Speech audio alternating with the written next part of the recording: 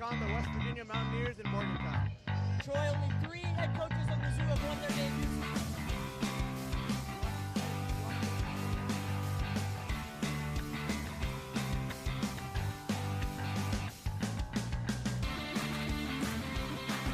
This is Tailgaters.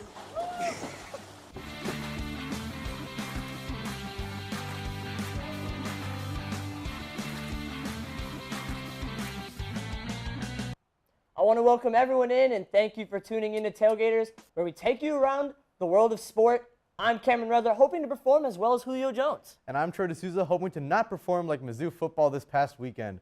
Coming up on the show, we will preview the MLB playoffs, show you around the World Cup of Hockey, and show you something American golfers haven't accomplished since 2008.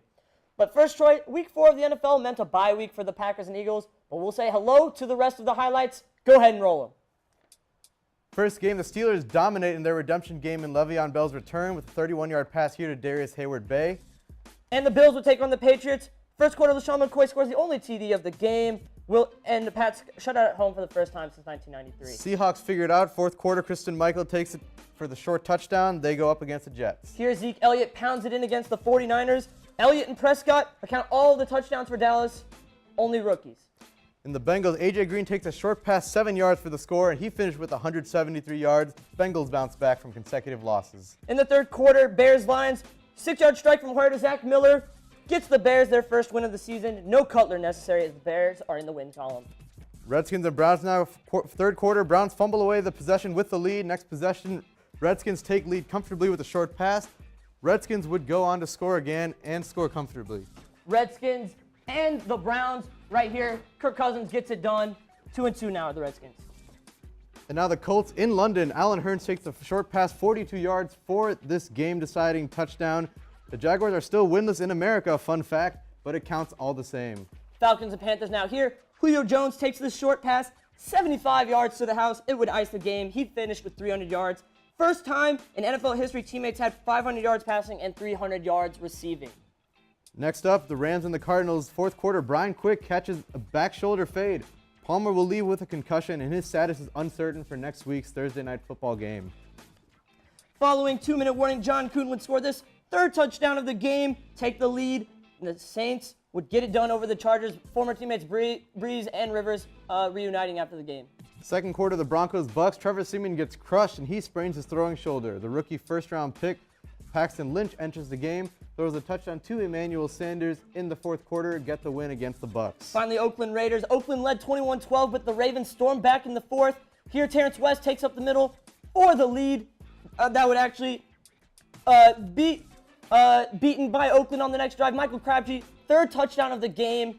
That would do it. Baltimore no longer among the ranks of the undefeated. Troy, we now welcome in 23 sports contributor and analyst Langston Newsome. Thanks for joining us, Langston. Thank you for having me.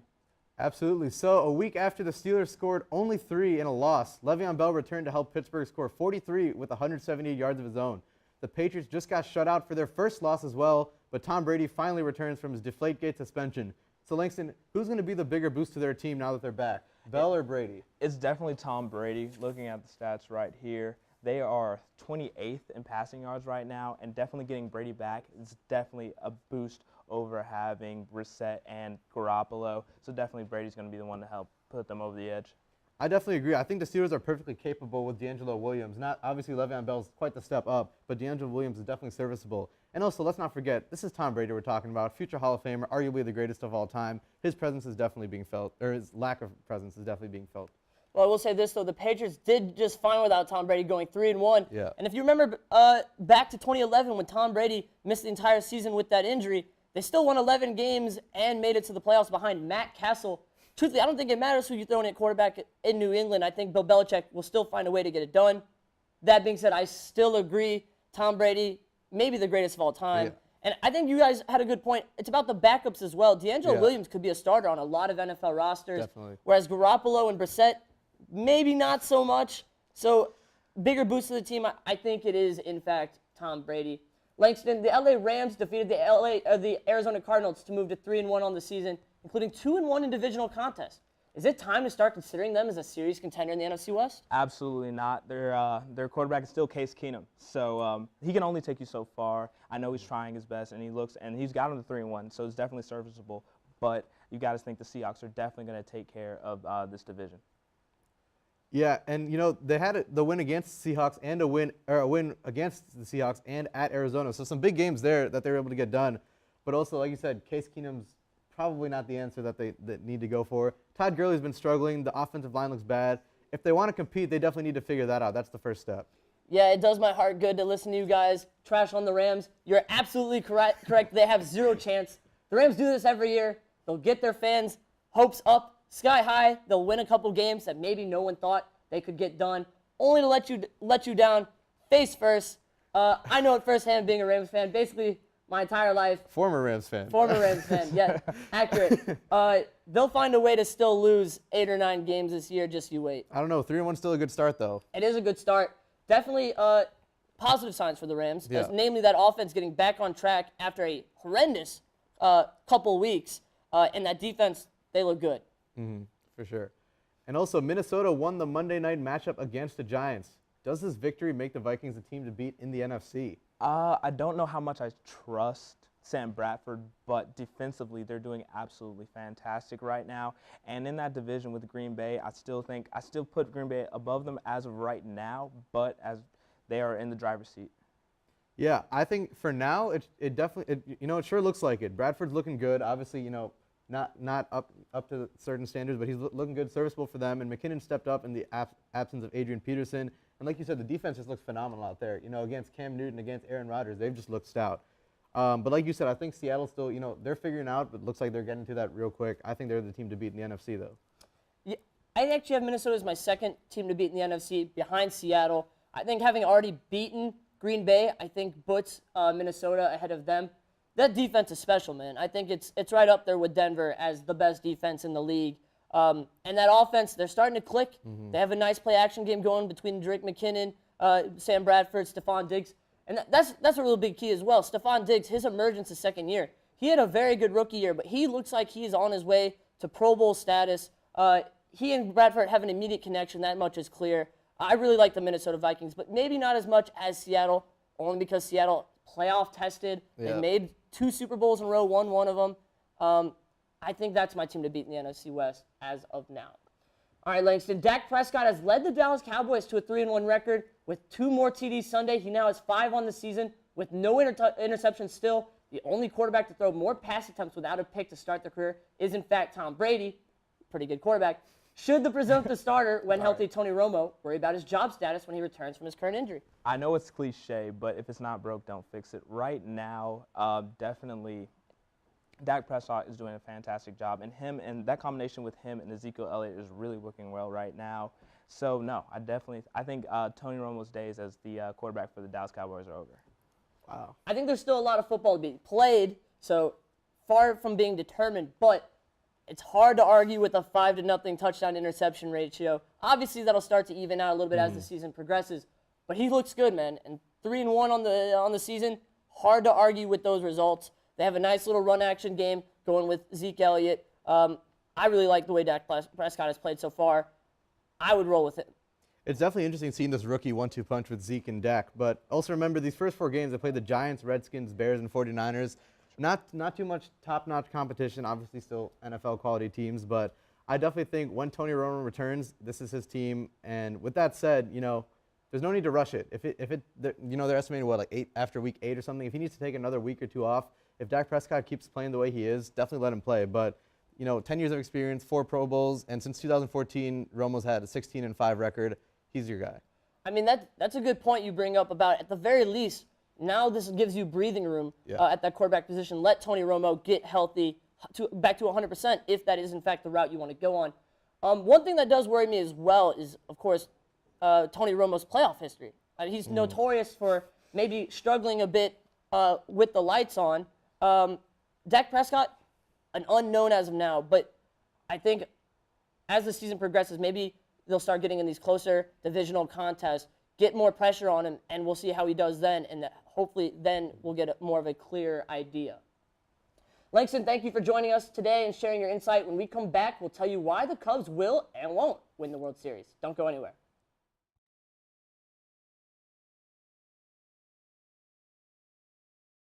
This is Michael Shear from SEC Media Days, telling all Mizzou students check out MUTV for all the best movies in Columbia. There it is. Thanks, man. Promo right there. Growing up a Minnesota sports fan has always had its fair share of challenges. Just doesn't really help when Tom reminds me of them all the time. Hey, Carl, come in here, man. Hey Tom, what's up? Bro, check this out. McDermott is the snapper. Isn't that crazy, man? Bro, where you going? Carl, come back. Wow. Welcome back to Tailgaters. Sunday marked the final day of Major League Baseball's regular season. Let's take a look at the matchups heading into the playoffs. Yeah, Troy, a lot of intriguing series going on now. We'll talk about that a little bit later. You look at the wild card, the San Francisco Giants, the New York Mets. See the Cubs as the 1 seed. They get the home field advantage throughout the playoffs. And then you're looking in the top part of the National League, the Dodgers and the Nationals. Should be a great series starting with Kershaw and Scherzer. Now moving along to the American League. And the top half of the bracket, you have Boston and Cleveland, Poppy's final postseason. You look at the wild card game being played tonight, as a matter of fact, Baltimore and Toronto. Should be a slugfest. And then awaiting them, the number 1 seed in the American League is the Rangers. A lot of intriguing contests throughout the playoffs. Let's take a look at the wild cards first in each league. Who wins their play-in games in each league? So I'm going to start with the National League. I definitely think the Giants are going to get it done over the Mets. The main reason here, I am not rooting against Madison Bumgarner in October in this postseason. With a .6 ERA on the road in just over 44 innings in the postseason, the lowest ERA in postseason history, he's 7-0 in those games. He's also got 3 World Series under his belt, and the last time they were in a wild card game, he had a 4-hit shutout. I'm not rooting against him. Yeah, Troy, I'm with you. Madison Bumgarner, easily the best pitcher in this postseason. When you need a win and do-or-die game, there's no one else you'd rather have on the hill. Madison Bumgarner, just a bona fide horse out on the mound. And not to mention, Bruce Bochy, probably the best, most experienced manager in the playoffs as well. Yeah. Playoff formatting, a lot of managers try to do some different things because just every game counts so much more. They'll use their bullpens differently. They'll set their lineups differently. Bochy is a master of using the bullpen better than anyone else, maybe in baseball history. It's hard to root against them. Now, who do you have in the American League? American League, this one's a little closer. I'm going to take the Orioles over the Blue Jays. I think it's one of the more even matchups in the season series. The Blue Jays took it 10-9, but obviously, I just think the main thing is for the Orioles, if they can get it, put the game into Zach Britton's hands, I think they'll be set because he's 47 of 47 in saves on the season. The Orioles have hit more home runs than anyone, and Stroman against the Orioles has given up over 7 ERA. I think they're going to take it. Yeah, and if you remember right to a couple years ago to the Royals World Series run, it was really centered on the back of that bullpen. Yeah. Having a lockdown guy in the 9th, so crucial to these close games in the postseason. I think the Orioles definitely have an advantage there. I'm also going to go with the Orioles because of Tillman having a better season than Stroman, the ace of the team. Stroman not so much for Toronto. I would have liked to have seen Sanchez on the mound. It didn't work out that way, however.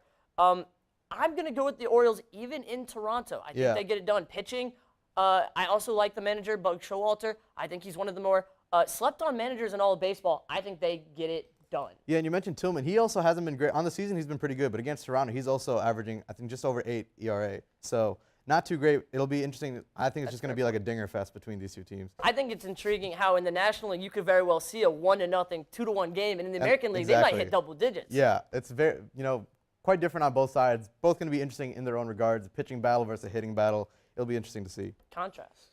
But Cam, with these wild cards, do you give any of them a shot to make a push for the World Series? I give both of the National League squads. I think if you're the Chicago Cubs, these are the last 2 teams you want to see coming out of the National League, with maybe exception to the Cardinals, who didn't make it. Both of these 2 teams as well play off hard, and the Mets represented the National League in the World Series a year ago. The Giants, as we know, are a dynasty in the making if they're not already classified as a dynasty. 3 titles in just this decade alone. I think either one of those teams can make a run. Yeah, I think what I'm concerned about is I think that between the Cubs and Nationals, I don't think either of them are going to let it slide in the National League. However, I do understand the Mets, obviously, with the playoff experience. The Cubs won the regular season against them last year, fell to them in the playoffs. Could see a similar story over here. Giants also, it's an even year. This might be their time to shine again. Listen, any year with Madison Bumgarner and Bruce Bochy, I give them a chance. In the American League, I don't see it as much. I think these teams are too inconsistent, not enough pitching. I don't like it. Now, Troy, who's your matchup to watch in the second round? Personally, I'm looking forward to watching the Dodgers and the Nationals. I just think that's one of the premier matchups. You know, you've got Scherzer, you've got Kershaw, and everything that comes with it. Obviously, Nationals one of the best. I think they're going to be the biggest competition for the Cubs in the National League. Yeah, and I'm going to go the other side of the bracket. I think Cubs versus whoever wins that wild card game. I think it's the Giants. But whether it's the Giants or the Mets eliminated the Cubs a year ago, and the Giants, obviously not to be trifled with, in postseason play. I think the winner of that series represents the National League in the World Series. Yeah, that's a fair statement. I think the Nationals might still edge it out, but I could see the Giants or Mets. In our case, we think the Giants getting it done. I just don't trust the Nationals or the Dodgers so much in the postseason. That's fair. I would trust the Cubs more just because Joe Madden has made it to a World Series and just the talent level. They're clearly the best team. Yeah. And the Giants just because been there, done that. Now, Troy, I want to ask you who you think makes the World Series from each league and who is going to be your 2016 champion? We'll start with the American League. I'm going to go with Boston, the Red Sox. You know, their offense led the American League in runs and batting average. Very dynamic offense. And also, you know, playing on the road doesn't really faze them. They're 46-35 on the road. So against Texas, I don't think that's going to be too much an issue. I think it's theirs for the taking. I agree about the Red Sox in the American League. I'm going to go Giants in the National League as well. You know, like Langston said last segment, if it ain't broke, don't fix it. It's true. Until I see the Giants lose a playoff series, it's kind of hard to pick against them. They still have Bumgarner, the most dominant postseason pitcher in history. They still have Bochy, Buster Posey. Yeah. I mean, it's a stacked team. I think they got their stuff together at the end of the season. They really struggled for most of the second half. And that last week, they really came together, figured it out. The Cardinals pushed them for that spot, and they just failed to relinquish that last wild card. I think that gives them momentum going into this postseason. I think they carry it. That's true. They're riding the momentum. As boring as it is, though, I'm going to pick the Chicago Cubs. Behind their phenomenal pitching staff, one of the best closers in the game, if not the best, in Chapman, and such a talented lineup. Just take your pick between Rizzo, Addison Russell, Dexter Fowler, Chris Bryant, Ben Zobrist. I think they're just too talented to not make that kind of run. Really quickly, who's your winner? I think the Cubs are going to get it. I'm going to go the Boston Red Sox. Recently, you've seen a lot of legendary players on their goodbye seasons finish strong. That's true. Namely Peyton Manning. You look at Ray Lewis. I think it's time Poppy's for time? Big Poppy. Is he going to get it done? Close out his career. He's been arguably an MVP this year. Yeah. I could see him getting it done. That'd be interesting to see. Another team, when they get in the postseason, find ways to get it done. It's true. I wouldn't count them out for sure. It's not going to be like decisive, but it's going to be a close matchup. But like you said, I think we got the Red Sox, and I think the Cubs. All right, Troy, that's going to do it. When we return, we're going international, so stay tuned.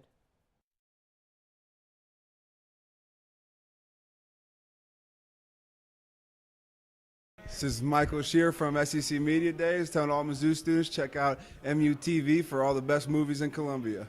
There it is. Thanks, man. Promo right there. Growing up a Minnesota sports fan has always had its fair share of challenges. Just doesn't really help when Tom reminds me of them all the time. Hey, Carl, come in here, man.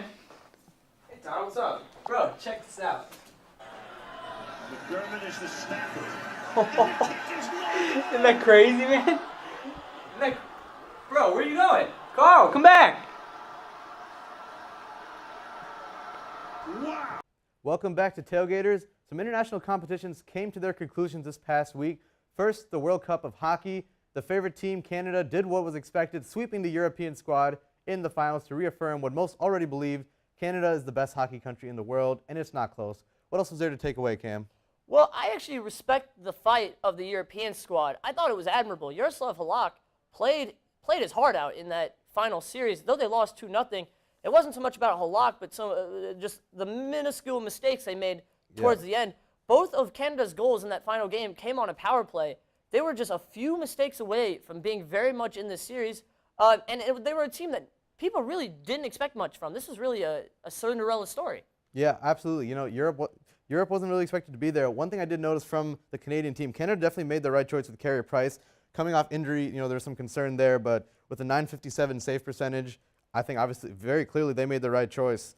I mean, the former NHL MVP, when he's healthy, you got to play him. Right. Obviously, there's some concerns with the injury, but not surprised that they ended up going with him. Another thing, though, the NHL pushed their starting time back. They start next week, and there's a bye week for every team. That kind of a product of the World Cup of Hockey. So that'll be interesting to see how that plays out as well. I like that they did that to make room for this international competition. This Yeah. was a lot of fun. Yeah. I was not much of a hockey fan last time this happened, and so I really wasn't expecting much coming in. I enjoyed watching the young Americans and the Absolutely. 8-country European squad Absolutely. go at it with the big boys, the North Americans, or the United States Yeah. and the Canadians of the world. I frankly very much enjoyed this. Seeing all this talent just thrown together for one showing outside the Olympics, nothing like it. Definitely. And last point I have is that it's been a good month for Brad Marchand. 8-year, $49 million extension, led the term with 5 goals, going back to Boston. He got a good month. Absolutely, man. Absolutely. Troy, the Americans are Ryder Cup champions for the first time since 2008. The final score came to 17-11 over Europe. The 6-point difference was the largest since 1981. A rough week for European athletes, Troy. Yeah, that's one way to put it, definitely. But one thing I took away from that is that the matchup of Rory McIlroy and Patrick Reed definitely lived up to the hype. Oh, man. In that final match, obviously, take a look here. This 60-foot putt by Rory McIlroy. Afterwards, you hear him chant, "I can't hear you," to the crowd. Reed would retaliate and then give him the finger wag. Such an epic matchup. Yeah, and no Tiger Woods on this squad. An older Phil Mickelson. This is a Team America that a lot of people doubted the killer instinct of. They've had a history of kind of choking away these things in the past, notably 2012 in America when they had a lead going into the final day and blew it. They really just dominated from start to finish. The Canadians on the last, or the Europeans on the last day, tried to throw their best, their top guns first and foremost, try to regain some of these points to start the day, and the Americans were just having none of it. They just built on their lead as the Sunday, the last day, went on, and really just put this thing to bed. I was very impressed. Yeah, and definitely, and Reed definitely showed why that he's one to compete. He almost single-handedly put away Henrik Stenson and Justin Rose. Obviously with Spieth struggling in that 4 matchup, and then took down Rory. Obviously very big. They came out strong with Rory, and Reed stepped up to the plate. Easily the match of the weekend. Absolutely. No doubt. And one thing also, it is one thing to win at home, but the Americans still haven't won since 1993. That was their last win in Europe. So it's one thing to win at home, but they got to take it back to Europe next time. It's a big deal, though. This was a huge win. Absolutely. Troy, let's end the show on a high note. It was boneheaded. It was stupid. He's a dingus. I don't know what else to say about it. I wish I could get inside his head. Dingus, I think, is the accurate word. That's the only word you could use to describe it. You could rate it dingus. I would. Almost definitely would. It's fair to say, certifiable dingus. Yes. I would give him the certificate right now. That's what he is. Certifiable dingus. Certifiable dingus. Once again, many good contenders this week, but one stood out above all the rest. David Johnson from North Dakota just finished heckling Rory McIlroy for missing a 12-foot putt. A member of the European team challenged him to make it and even put $100 on the shot. Of course, he went and made it, so the dingus of the week goes to the European Ryder Cup team for losing really badly and getting outplayed by spectators in the process. Give it up. Oh, man. This is a horrible week for the Europeans. And, of course, this American, just continuing the trend of American dominance from North Dakota, just sinks it. He's money. Look at the celebration. He loves it. He knew too. He stepped up to the plate. What a guy. That's clutch. $100 in his pocket. Just an unreal performance. Europeans will obviously look to rebound. America, though, asserting their dominance through the Olympics, through golf. Yeah. It really doesn't matter. Yeah, honestly, maybe the European team should look to getting him on their team. David Johnson represent. I don't know if they can do that, but obviously, he put in some work there. Hey, just change his name or something. Move to Canada. That'll work. Hey, that'll do it for this week. Head over to our website at mutv.missouri.edu and follow us on Twitter, Instagram, and like us on Facebook to stay updated on everything here at MUTV. Also, make sure to check out MUTV Stream for all the latest movies. For my partner, Troy D'Souza, and everyone in the studio, I'm Cameron Redler. Good night.